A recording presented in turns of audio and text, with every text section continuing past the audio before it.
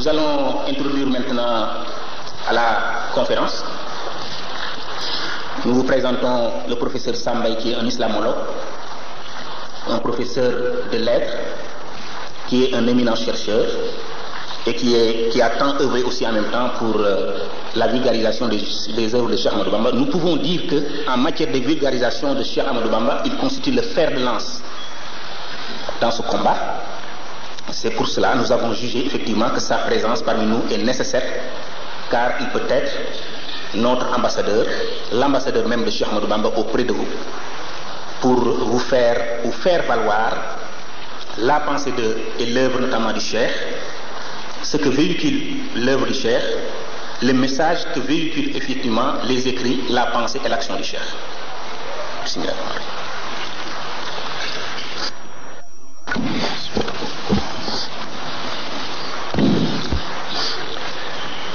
Mesdames, Messieurs, chers frères,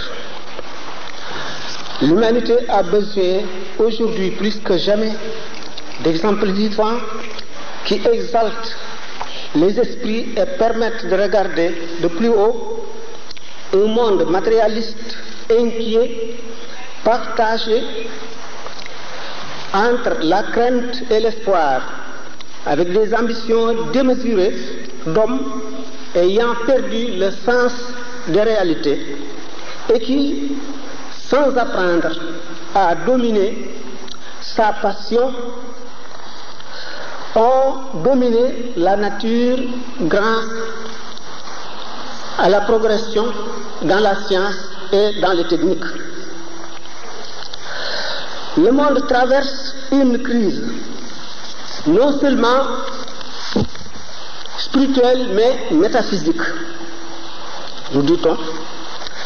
L'exemple des grands hommes spirituels comme Cheikh Ahmadou Bamba doit plus que jamais être étudié et suivi pour préserver de suicide une humanité à laquelle il ne manque que la foi.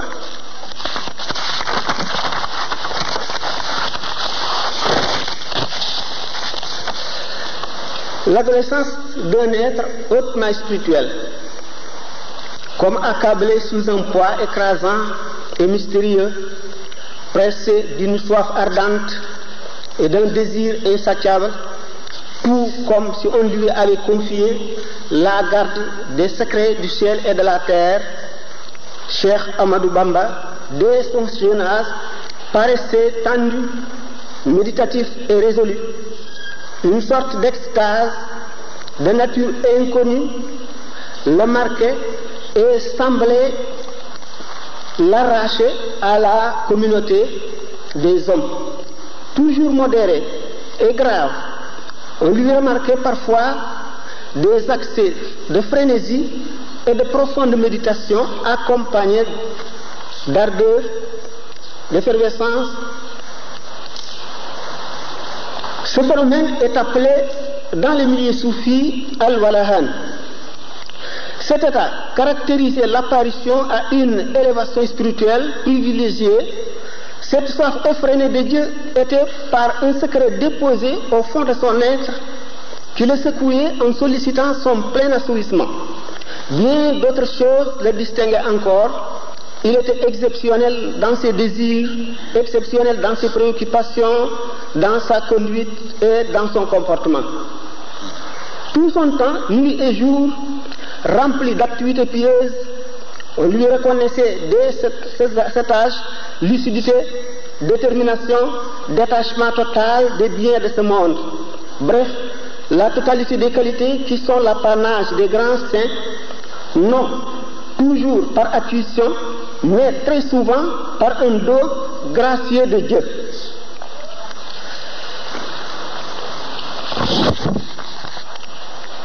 En un mot, il était un homme de Dieu, d'une haute destinée, devant remplir une mission extraordinaire dans la communauté. Le minhaj de Al-Ghazali avait déjà attiré son attention et brûlant d'une ardeur céleste, il se mettait à son application. C'est pour cette raison que l'on peut dire que, après son père, Al-Ghazali a été son premier initiateur. C'est par ses ouvrages qu'il s'est fortement familiarisé avec le soufisme.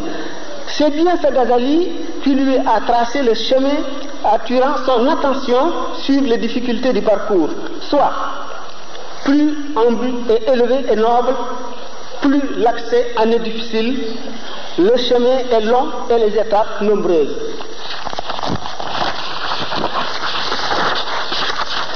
Le cheikh est sous ce rapport ce qu'on appelle Al-Mahjoub Salik, en arabe, le privilégié engagé. Sa personnalité s'affirme et s'accroît avec l'âge, par ses qualités, ses efforts et sa détermination. Il dit, le monde m'a jadis accordé ses faveurs et je les rendu à Dieu. Il s'est alors détourné de moi, mais je me suis tout de même retourné vers Dieu.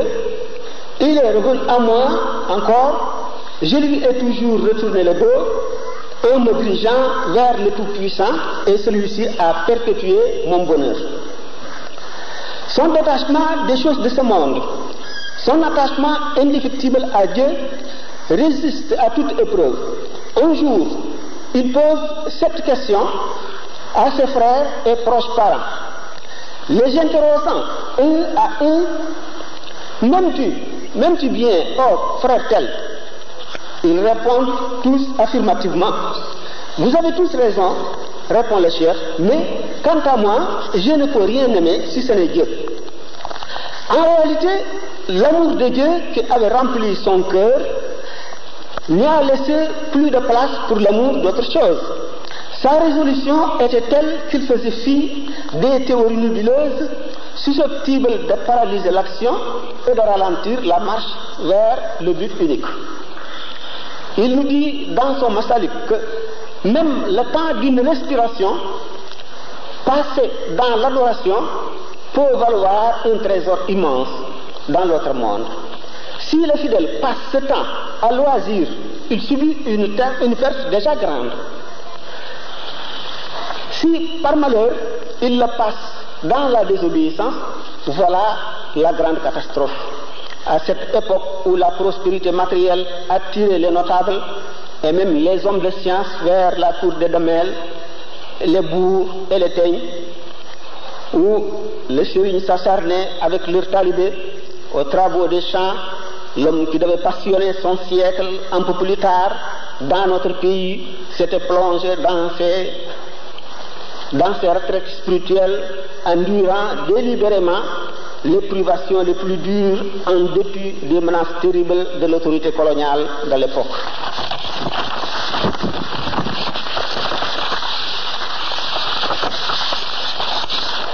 Retentissement. Son apparition sur scène suscite un étonnement général, voire un bouleversement. Sa grandeur écrasante, son ascendance sur la masse et le crédit dont il jouissait auprès de tous inquiétait aussi bien l'autorité administrative que les hommes de prestige. Cela parce que, étant des rares personnes dont l'apparition semble un accident au cours de l'histoire, le milieu d'érudits et de grands ascètes où il vivait ne revenait pas de sa stupéfaction. Les esprits se livraient à leur jeu de conjecture et d'interprétation au sujet de ce surhomme. Ceux qui se sont donné la peine d'aller le voir se sont rendus à l'évidence. Mais les réfractaires se contentèrent de mettre à distance ces hypothèses fragiles et gratuites. Néanmoins, la ruée éperdue continuait vers le grand cheikh, ce qui n'a pas tardé de porter ombrage au cœur des jaloux parmi les chefs temporels et de faire parler des envieux. Certes, ce prestige peu commun est de nature à gêner les figures de proue et d'inquiéter, comme je viens de le signaler, l'autorité, et le conflit constitue un exil, aboutit à un exil. Mais ce revers de la médaille constituait en réalité un précieux service. C'est l'occasion qu'il souhaitait pour se consacrer corps et âme au service du Tout-Puissant. Solitude de l'homme supérieur. À son début, un peu contrarié par la foule chaque jour grandissante des postulants qui affluaient vers lui, le cheikh faisait des escapades prolongées de plusieurs semaines. Pour se livrer en toute liberté à ses méditations religieuses, ces enquêtes et recherches qui allaient bon train n'aboutissaient pas à grand chose très souvent. On le découvrait souvent à bout de patience sur l'emplacement actuel de Touba, sa ville préférée. Il y avait là, nous dit-on, à l'époque, qu'une forêt touffue où peu de personnes osaient s'aventurer. Dans cette parfaite solitude qui lui convenait à merveille, il se vouait au culte exclusif de l'auteur de l'univers qu'il avait choisi par sa bonté et lui avait réservé la faveur de servir le prophète Mohammed, alors que le reste du monde était figé dans leur vie traditionnelle au respect le plus profond de l'usage commun. Le jeune ascète forçait l'admiration de tous, particulièrement les érudits et les grands adorateurs de Dieu qu'il ravissait le plus. Tous les pays parlaient de lui. On parlait de lui non comme d'un simple fakir, probe, vertueux et brave, impeccable dans la pratique honorable des principes de la foi, mais encore comme d'un homme hors de l'ordre commun dont la supériorité n'est plus à démontrer. Là, ses détracteurs l'ont taxé d'insensé, d'aliéné et d'ambitieux, parce qu'il était différent d'eux, foncièrement différent. Les prophètes ont avant lui subi le même sort. C'est traditionnel. Ses qualités. Cheikh Ahmadou Bamba, esprit supérieur, devait en outre s'armer de toutes les belles qualités du monde qui distinguent un homme spirituel de grande classe. Pour dissiper les ténèbres intenses qui enveloppaient la société de son temps, et en particulier le Baol au Sénégal, il lui a fallu un génie exceptionnel, en plus de sa wilaya, pour effacer de leur cœur la haine, l'orgueil, l'ambition, le goût de la domination, l'indifférence à l'égard de la vie future, etc., etc. Cela pour faire d'eux des frères unis et convaincus, prêts tout le temps à sacrifier tout intérêt, prêts à immoler toute passion et même le repos et la vie à sa cause. Son pouvoir de pénétrer le secret de l'interlocuteur, d'aller directement à son cœur, le climat de sainteté qu'il avait créé d'emblée, sa force de persuasion, ses rares qualités de cœur et d'esprit, voilà un des aspects qui sont à l'origine de sa grandeur. Il reste, hormis cela, bien entendu, un mystère insondable. Au-dessus de toute spéculation, nul ne perce ce secret qui distingue le cheikh des autres mortels. Ce secret écrasant qui opère les miracles, qui épure les cœurs les plus enclins au mal et les dompte, qui transforme le mal en bien, qui élève et exalte. Ce pouvoir extraordinaire qui exerce sur les âmes, sur les esprits et sur les choses mêmes, et qui va chaque jour grandissant, est une des merveilles de Dieu.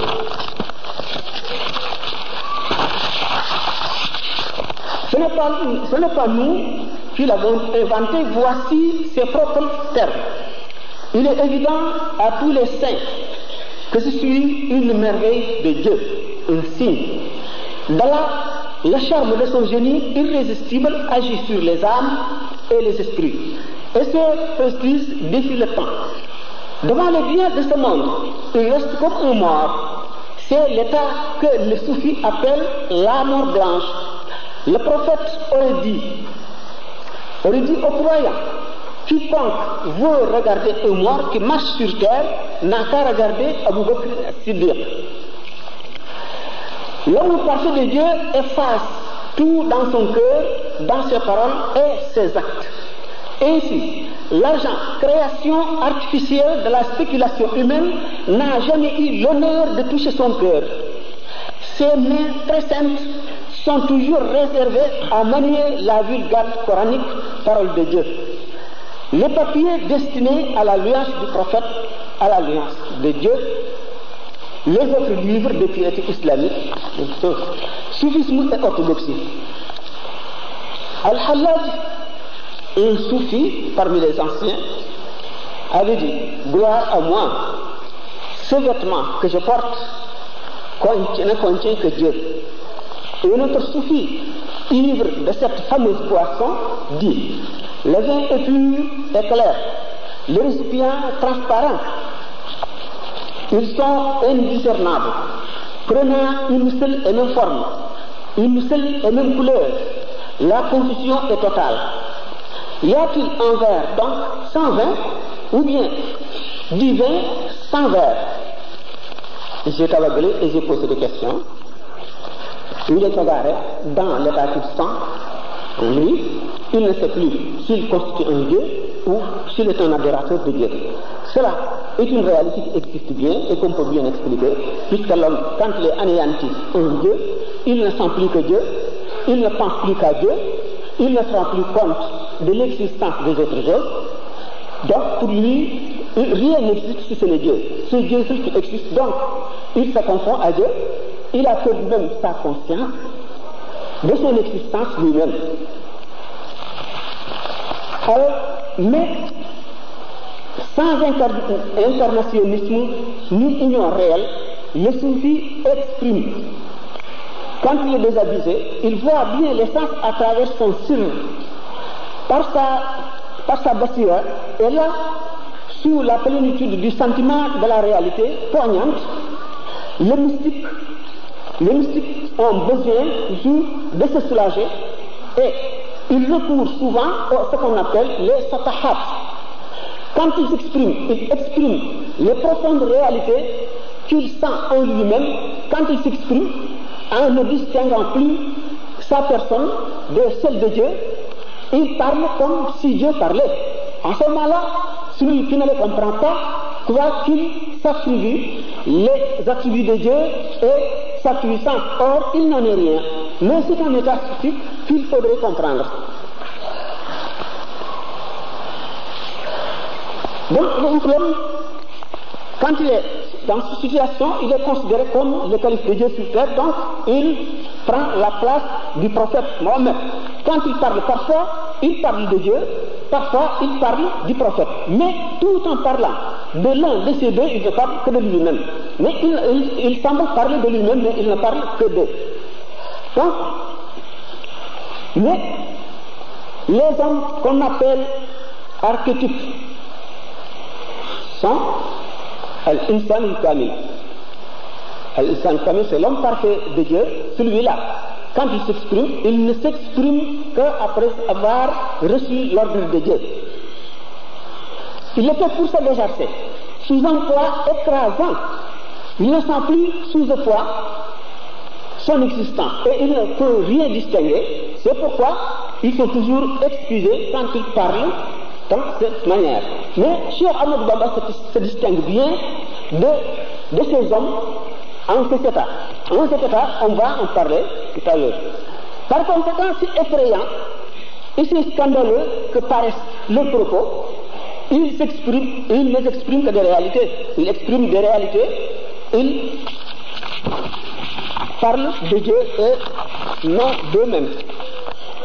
Cheikh Ibrahim Abdesouki, à la suite d'une déclaration difficilement croyable pour les profanes, ajoute: ce n'est ni par orgueil, ni par prétention, ni par vanité que j'ai tenu ces propos, mais j'ai reçu l'ordre d'éclairer les créatures sur ces célestes vérités, afin qu'on connaisse ma voix.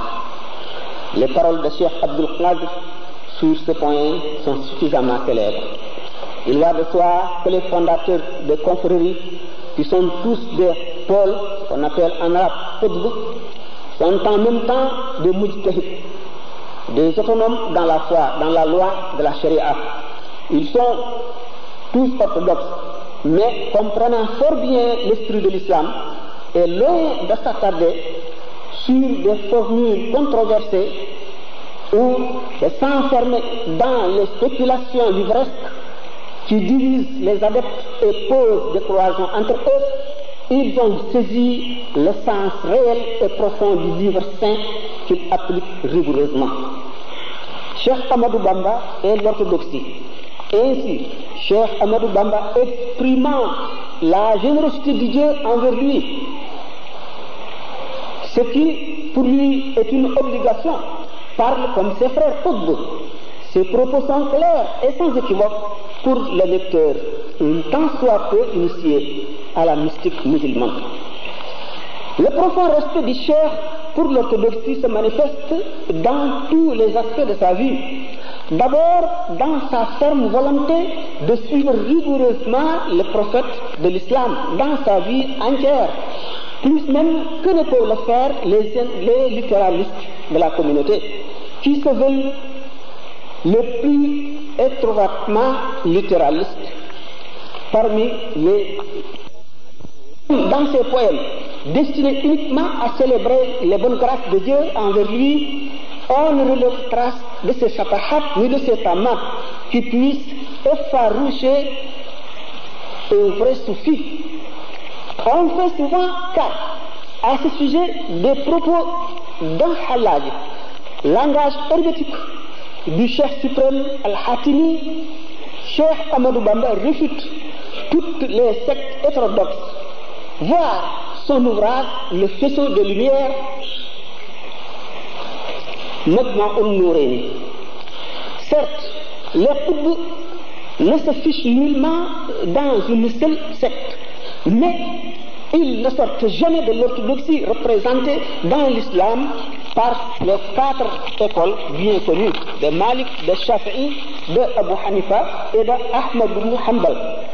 Aussi même dans le cas où notre chef, par occasion, sort du rite malékite, il ordonne à ses disciples de ne jamais en sortir et de ne pas limiter lui-même. Voilà sa réponse à une question relative à ce sujet. Il dit, au nom de Dieu, le clément miséricordieux, paix, miséricorde et bénédiction sur vous tous, ô postulants sincères, ô toi qui es sympathique, qui es poli, quant à ce qui concerne la question de Basmala, je vous ordonne à vous tous de rester dans la doctrine malékite. C'est une doctrine droite et juste. Si vous me voyez faire quelques pratiques qui ne s'y conforment pas et que je ne vous ai pas ordonné de faire, abstenez-vous-en et référez-vous toujours au rite malékite. J'ai, quant à moi, des particularités qui me sont exclusives, dans lesquelles je ne vous ordonne pas, encore moins, je ne vous autorise même pas de me suivre. Il apparaît donc nettement dans cette lettre que Cheikh Ahmadou Bamba est foncièrement orthodoxe, mais il a également des particularités où il n'est peut-être pas régi par les mêmes règles que nous. Autrement, ni sa probité dans tous les domaines, ni sa crainte de Dieu, sa rectitude et ses connaissances étendues ne sauraient être mises en cause, du moins pour ceux qui le connaissent. Une fatwa, ce qu'on appelle fatwa en arabe, c'est une question. Quand une question pose et que les fuqaha ne sont pas à même de donner des réponses satisfaisantes, on s'adresse à celui qui est considéré comme mufti, celui qui a le privilège d'avoir, celui qui a le privilège d'être au-dessus de ces fuqaha et vers lequel les fuqaha tournent pour leurs difficultés chaque fois que l'occasion se présente. Parfois, ces questions lui viennent de la Mauritanie et parfois même du fond du Sénégal. Cette fatwa en question n'est venue ni de la Mauritanie ni du Sénégal, mais dans les territoires sur la frontière entre le Sénégal et le Mali. Des gens qui peuvent être considérés comme des Maliens ou comme des Sénégalais.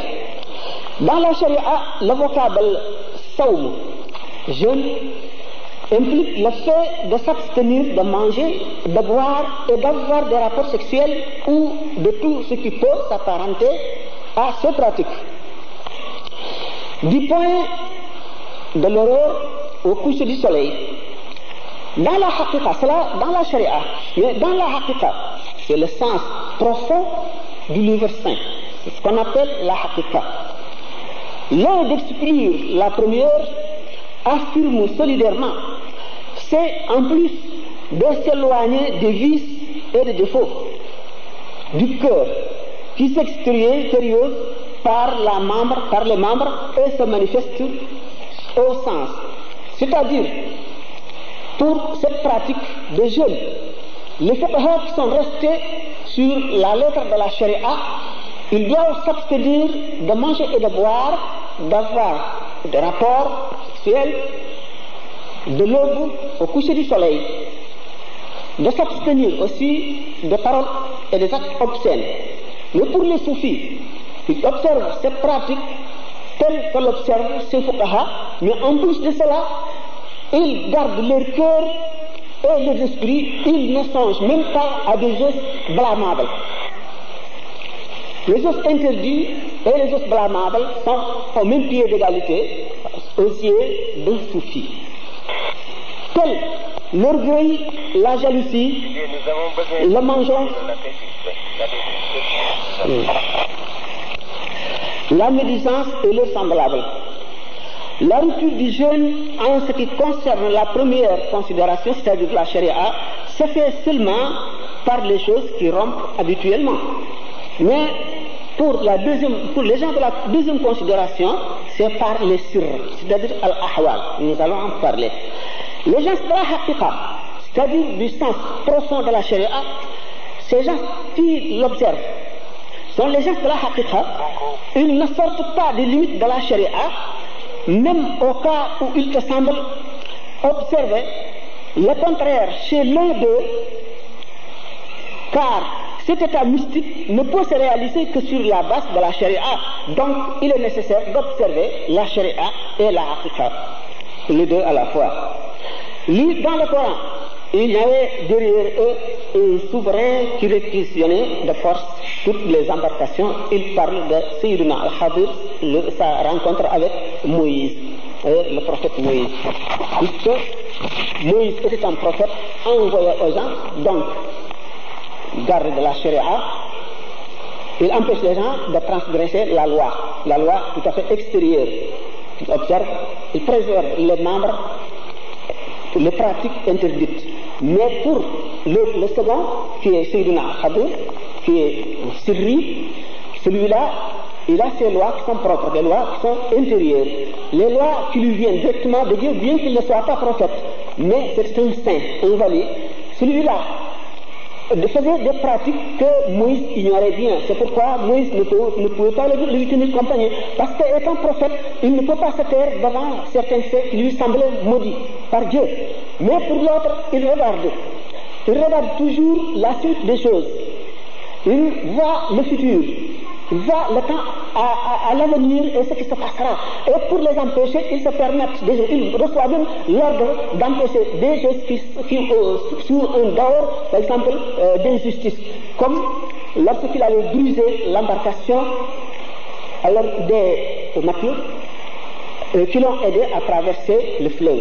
Quand il a frappé à mort un enfant, et puis quand il a traversé une tapate alors qu'il s'inclinait, alors que tout ça, il y avait toujours des raisons, mais des raisons suprarationnelles que Moïse peut-être ne comprenait pas, mais qu'il comprenait lui. Alors c'est pourquoi, devant ces pratiques, Moïse se révoltait et lui posait des questions, alors qu'il faisait partie des conditions qu'il avait posées pour que Moïse puisse lui tenir compagnie, de ne lui poser aucune question. Mais Moïse ne pouvait pas patienter. La voie mystique. La mystique musulmane n'est ni un simple mode de vie, ni un but en soi, mais un moyen pour parvenir à saisir les réalités profondes du livre sacré et de se rendre au voisinage de Dieu, le Très-Haut. Elle permet à l'homme d'accéder au bonheur éternel. Les principes du soufisme sont formulés et symbolisés par un long et dur voyage. Les soufis doivent parcourir ce chemin le mener à terme pour atteindre le but suprême qui seul motive toutes leurs activités. Nous nous disposons volontiers à évoquer ici les principes fondamentaux du tasawwuf ainsi que les nombreuses controverses suscitées à son sujet. Notre cheikh a écrit, c'est-à-dire Cheikh Ahmadou Bamba, a décrit ce voyage dans son ouvrage intitulé Huqqa al-Buka'u. Les incantations, le combat rude et interminable contre l'âme charnelle, contre les 4 éléments terribles et dangereux résumés par Ghazali, celle de l'imam Al-Junayd, de Qutb Cheikh Ahmed Bamba.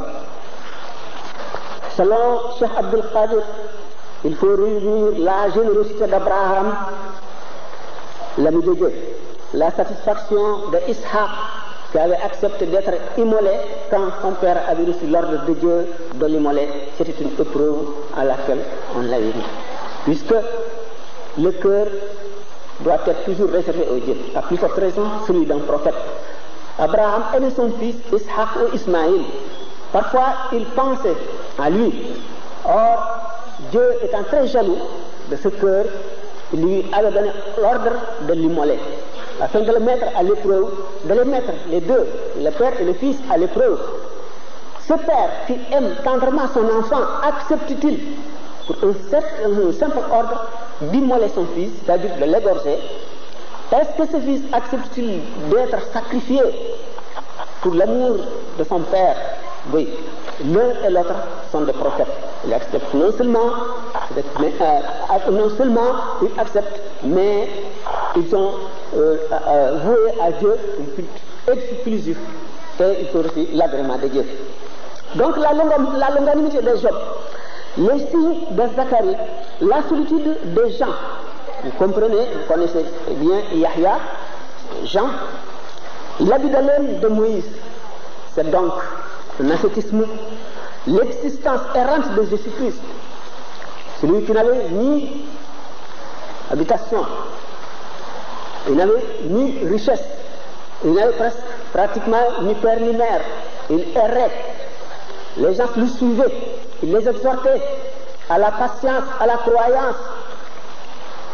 Les Juifs le considéraient comme un agent de divergence, l'ont jugé et l'ont condamné à mort. Voici donc la définition de Cheikh Abdul Qadir Jilani. Donc il faut réunir les 5 qualités.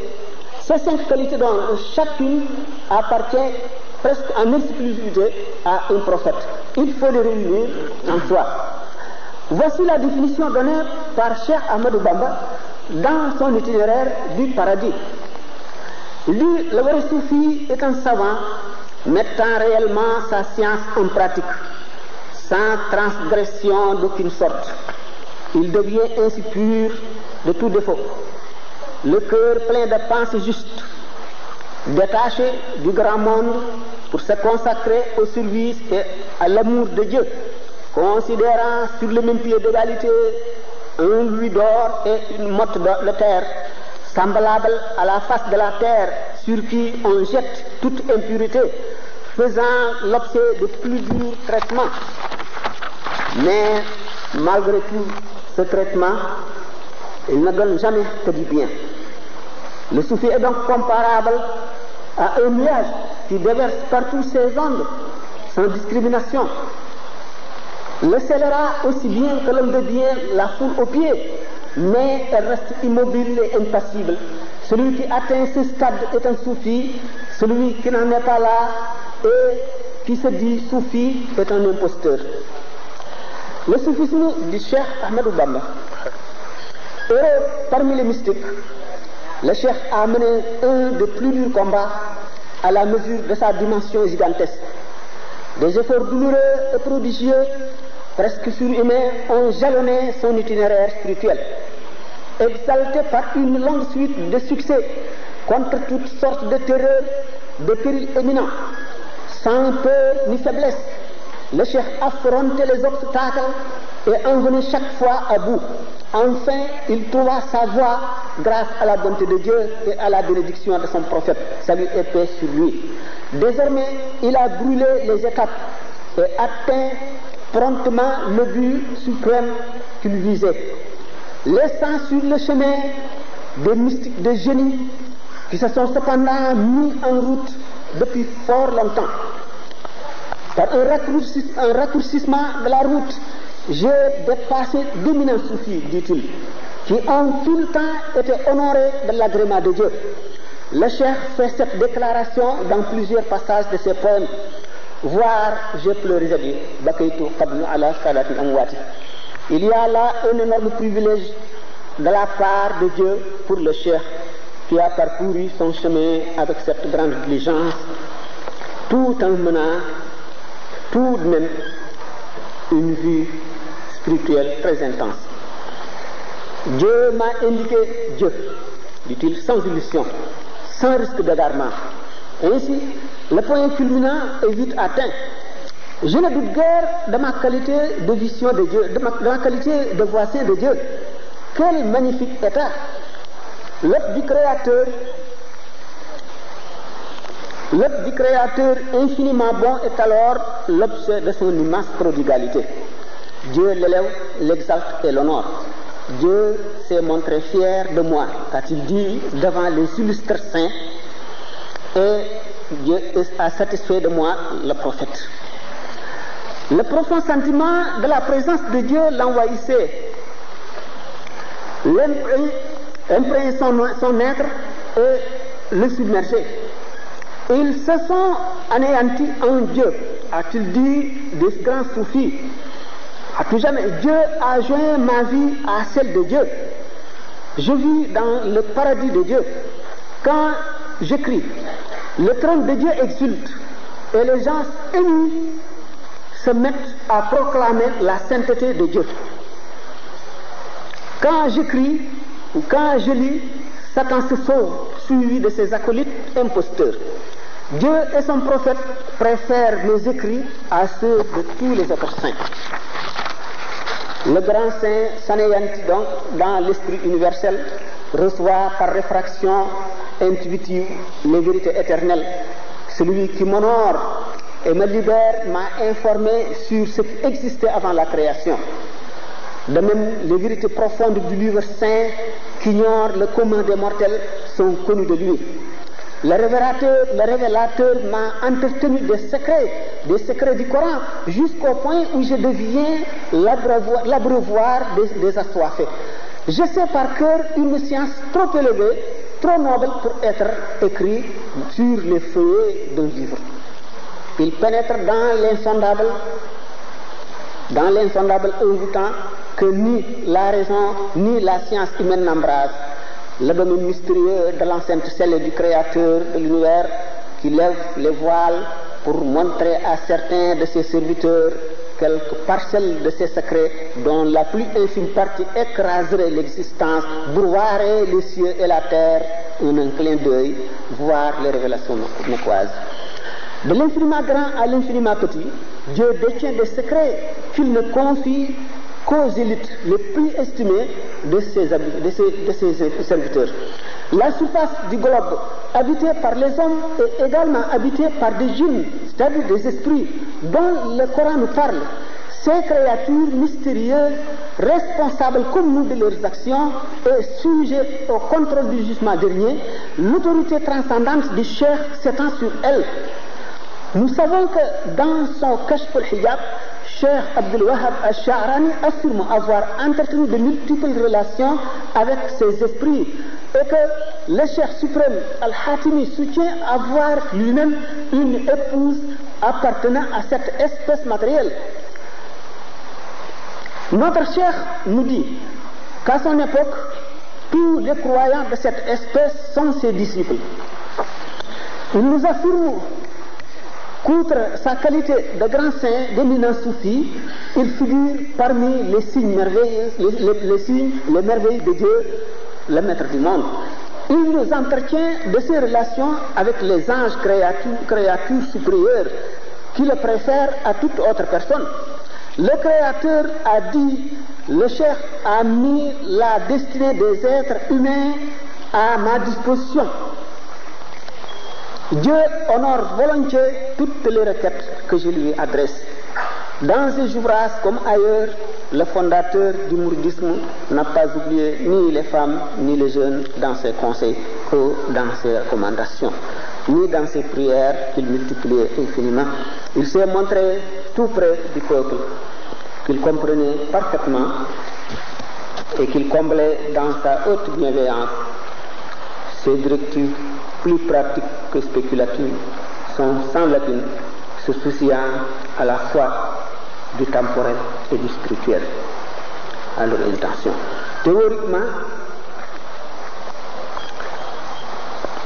il donne les principes de la pratique du vrai soufisme et sont devenus presque des lieux communs grâce aux travaux de notre grand cheikh. J'aurais pu faire réellement preuve d'innovation.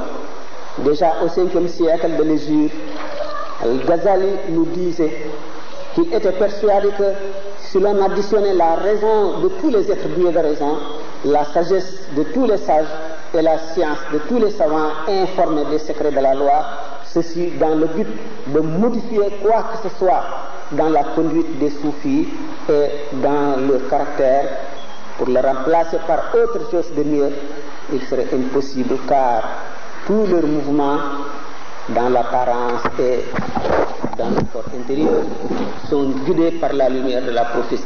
Or, il n'y a pas, au-delà de cette lumière, aucune possibilité pour s'éclairer sur la terre. Mais l'originalité du cheikh, plus forte qu'on ne le devine, se manifeste avec éclat dans son expérience personnelle, dans sa méthode d'éducation, dans ses possibilités de manifester la toute-puissance de Dieu et de sa grâce envers lui, lorsqu'il exprime les dons immenses et innombrables dont il est bénéficiaire. Le grand cheikh, pour ainsi dire, a deux aspects fondamentaux, ésotériques et exotériques. Au mieux, deux voies publiques et privées. Au sein du mysticisme même, cette dualité existe. Dans son œuvre juridique et même mystique, lorsqu'il écrit pour le public, c'est selon cette voie établie depuis Malik et Junayd. Mais c'est en la serrant de plus près, par-delà son éducation, dans ses procédés de tarqiyya, que nous nous rendons compte des miracles opérés par le cheikh. Là, ceux qui n'ont fait que le lire dans ses ouvrages écrits perdent le chemin et s'égarent. Ses vrais disciples, eux, n'ont de lui que cet aspect. Mais c'est là où s'efface entièrement à leurs yeux sa condition d'homme. Et en lui, ils ne voient plus que le divin. C'est là qu'il faudrait chercher le cheikh. Il faudrait chercher Cheikh Ahmadou Bamba, car c'est là qu'il accorde la plus grande place à la réalité vécue. D'autre part, pour comprendre même l'aspect le plus superficiel du Khadim Rasoul, il importe de suivre rigoureusement l'évolution de ses actes et paroles, de ses relations, même suivant les étapes de sa voie intime. Cette chronologie est absolument nécessaire. Le père spirituel, foyer de sagesse et de science d'origine divine, le grand chef spirituel forme une élite remarquable qui se distingue par la sagesse, la science ésotérique et exotérique, par la politesse ainsi que par toutes les hautes qualités morales et spirituelles, tels Amadou Lamine Diop Dagana, Amadou Lamine Gaye Djamoy, Cheikh Hassan Ndiaye, Cheikh Amsatou Diakhaté, pour ne citer que ceux-là. Le cheikh détient dans ce domaine un secret infaillible. Ses méthodes se diversifient infiniment suivant les cas et les personnages à éduquer. Et quoi?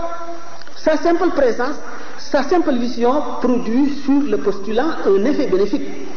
Ghazali nous parle d'un homme sur qui un simple regard porté constitue pour celui qui le regarde une œuvre pie.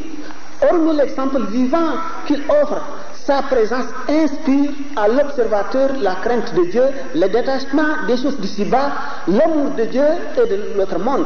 Actes, paroles, regards, Bref, tous ces mouvements, tous ces gestes offrent des sources d'édification.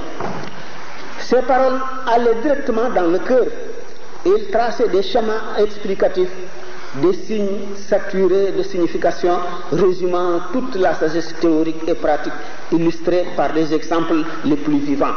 L'auditeur en sortait édifié, tout comme s'il avait passé une dizaine d'années dans l'ascétisme le plus fervent. L'atmosphère, le milieu ambiant même, porte un cachet spécifique de sainteté qui élève le postulat et l'exalte au plus haut degré.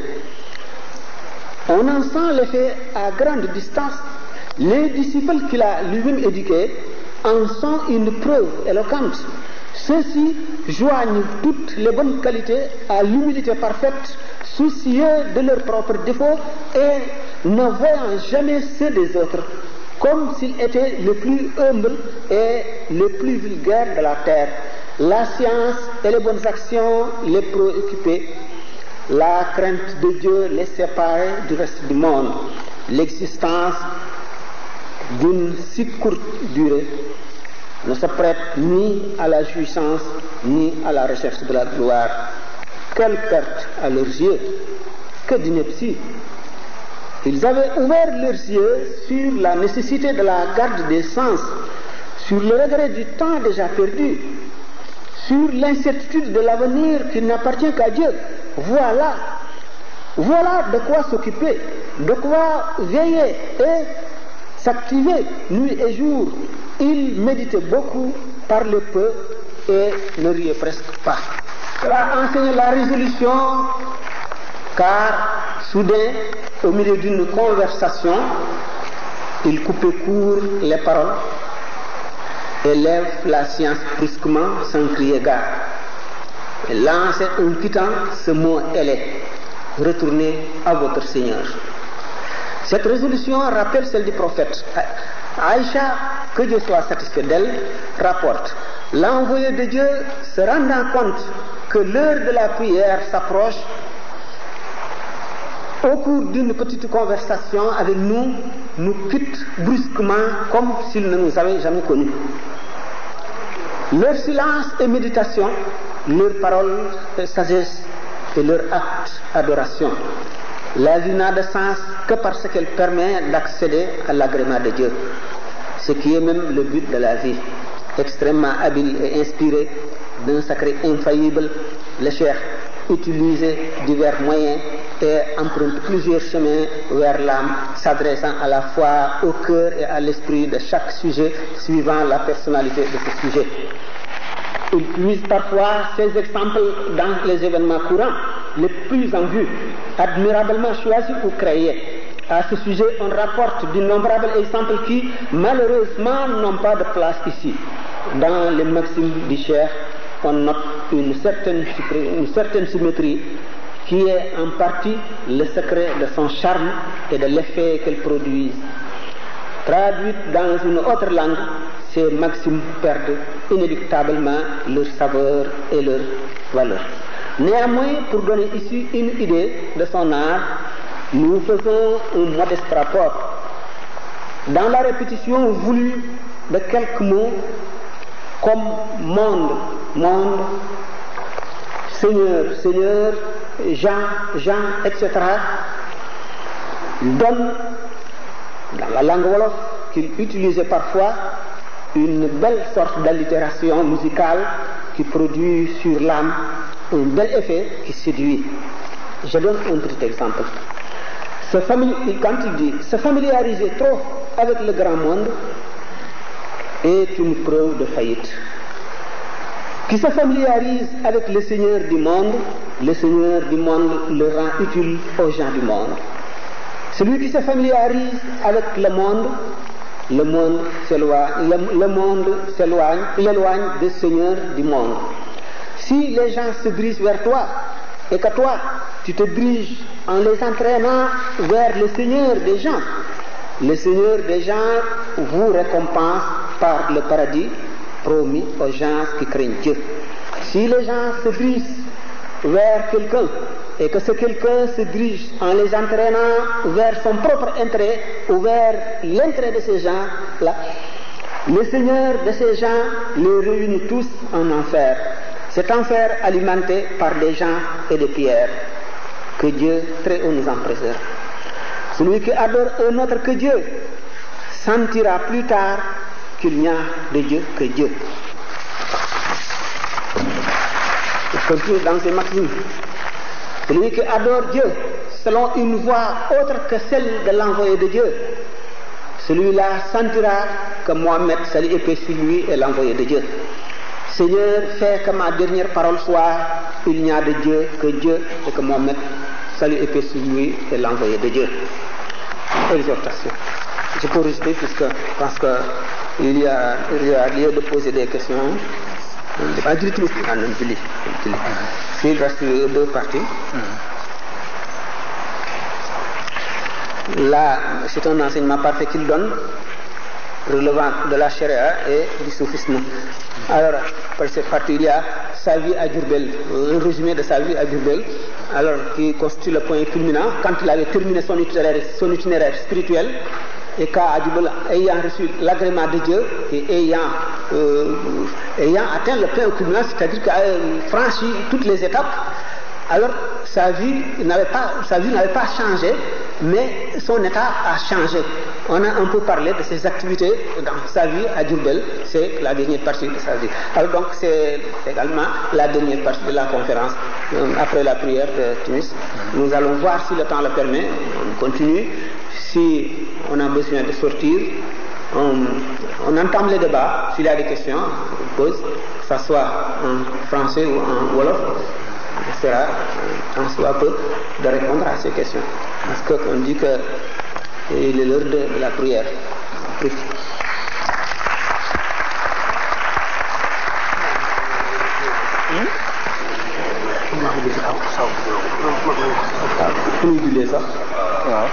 Voilà, c'est ça, le monde est top donc, dans 10 minutes.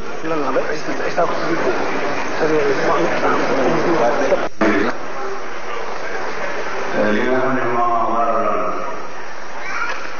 li ñu jëkkoon a wax kàddu yi nekk yi quoi dafa amoon ay tubaab yu nekkoon ñu bëggoon dugal ci seen nopp laaj yi sëriñ bi ndax bu ñu demee ba waxtaan ak seen morom bu ëllëgee bu déggee lu mel ni ñu seet déglu si ko léegi nag ginnaaw nun la fi des ñu delluwaat ci sunu wax ci sàll wax wala sëñ Sam nee na nekk ngi ci seeni loxo lépp lu ci nit soxlaa la ci lu aju ci xam-xam laay ci diine laay ci sëriñ bi doon waxtaan nga laaj ko teg naa boppam seen kanam ne tontu ñaar bay yi nga xam ne dañu beneen ba tey daal xëy na bu fekkee dégg nañu wala kii itam dégg la loolu wala bu fekkee ko tuuti ñoo wax itam lañu bëgg a wax mënuñu ko wax wala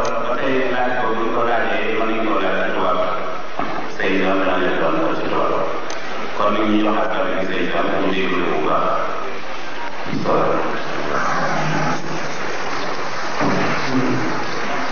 waaw asalaamaaleykum ni ngeen dégg rek Allah Mustafa wax ko la xam ne conférence bi tubaab yi rek ñoo ko moomoon ci circonstance maanaam ci diggante yu xam te yi nga xam ne ci lañ ko doon defar itam ak lu mu ñàkk leer yi ñu bëggoon itam dëgg lu dëgg mu dugg seen bopp dafa mujj mooy ñetti parti yi mujjoon waaye yàlla dogal na fan ko fekkee ba dem nañu te bu dee noonu rek kon ndax ñëpp mën a bokk ci waxtaan wi mën a xam li ñuy wax ñu dellu kon ci liñ ko daan defee rek ci lan bi nga xam ne ñëpp fii moom la ñu naan muy wolof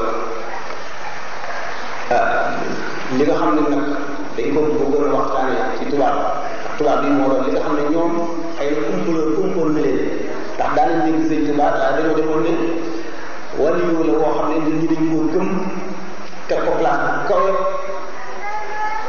nangul ko lépp rek la waaye xamul ay jaar-jaar ak li mu fi liggéey ak li mu fi def ak fi mu jaar ba def ko ak li nga xam ne moom la fi bàyyi ci l'islam loo xam ne mën na gindi ay génération maanaam ay karnu ci nit loolu daanaka jaar nañ ci ay yoon ci wolof kon lépp lu aju ci waxtaan bi bu ngeen ko déggee woon soobee yàlla lu aju ci sëñ bi ci boppam lu aju ci diine l'islam wala loo xam ne jege na ko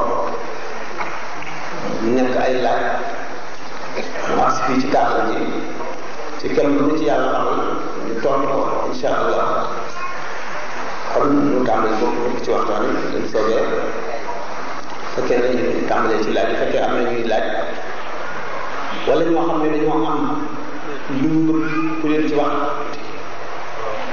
muy lu ñu bëgg a laaj bëgg koo xam wala loo xam ne dafa leen a intéressé ñu bëgg ñu tàmbalee ci mu gën a ubbi xalaat yi ba ñu mën a laaj yu am solo yoo xam ne dana neexal waxtaan wi dellu si suñu xol fàttali ci suñu xel teewal ci li nga xam ne moom la ñu xamoon ci sëriñ bi ak li fàtte woon ci nun ak li nu fàtte woon ñu jëriñu ci ndax dañu ne inda dikri salihina tanzilu rahmatu bu ñu dee waxtaane gaa ñu baax ni rek yërmande yàlla day wàcc daañu waxtaane mbiri waa ju baax di wax ay jalooreem ak ay jëfam ci lislaam ak jubam ak xettali bindee fi ak na mu mele ak na mu jaamoo yàlla ba àgg foofu nit ki koy dégg am ci njëriñ yu bare njëriñ yu jiitu moo di ñu far bàkkaar li ci topp mooy ñu bëggloo ko waaye yàlla jooju te bëgg goo bëgg waaye yàlla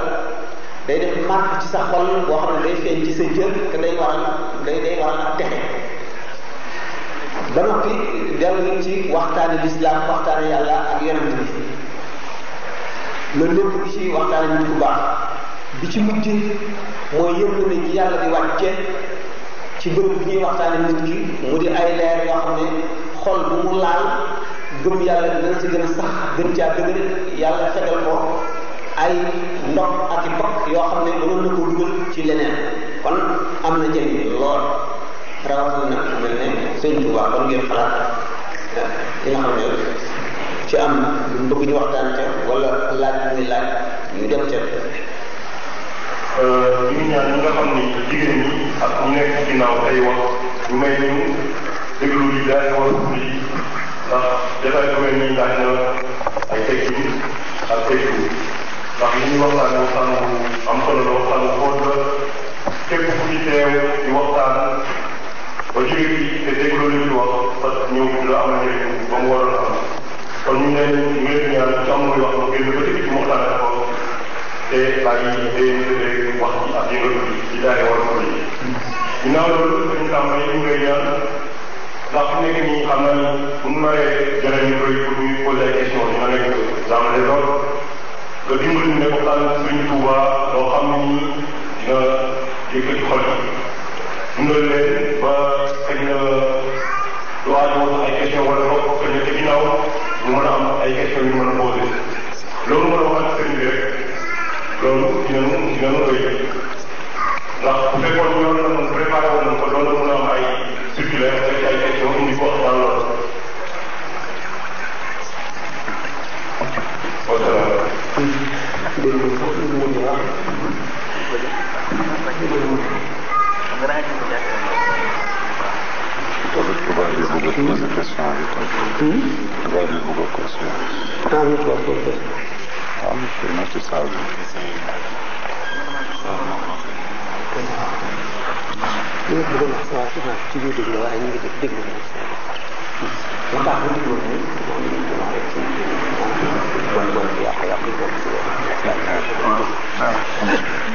léegi dañ koy def bu wolof benn yoon xanaa. waaw noonu la wax. nan la ci wolof. am na ñu amee ci tubaab yi itam ñu posé. waaw ko leen posé question waa ñu ci dafa am ay xalaat yu jublu ci biir waxtaan bi. Serigne Sam dafa wax ne dañuy dem ci laaj yi ak tontu yi. su fekkee ne loolu mooy li nga xam ne moo gën a ñuy déglu. ba neex ñuy déglu rek moo ko bàyyi. bu fekkee ne nag am ñu wax ne nañu waxtaan si sëriñ su fekkee ne dafay ngeen bàyyi bañ a laaj dara mu waxtaan loolu itam lu ñu ci bëgg rek moo def.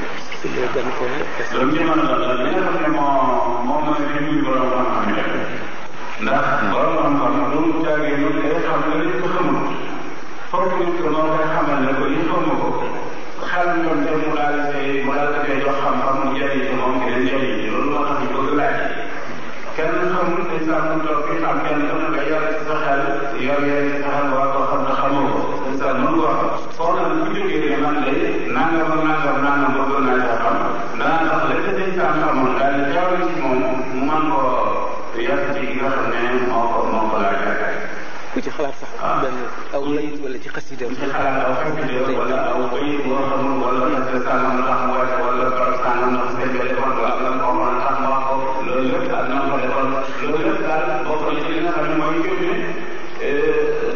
xam-xam bi mooy génne xalaat yi mooy tax sama xalaat neex kenn amul laaj nag ñu nee na toog jawaatu waxtaan ci ak nit ñi kenn amul lu muy laaj toog jawaatu xasida la xam ne ni moo waxtaanee am na ku fi mbokk mu fi laaj nee na sax li ngay wax da nga wax Xaadimu Rasuul nee na mu bëggoon ngeen may ko ay leeral ci baat boobu maanaam ci wax dëgg Xaadimu Rasuul diggante maanaam sëriñ bi taxawaayam boobu loolu lay laaj.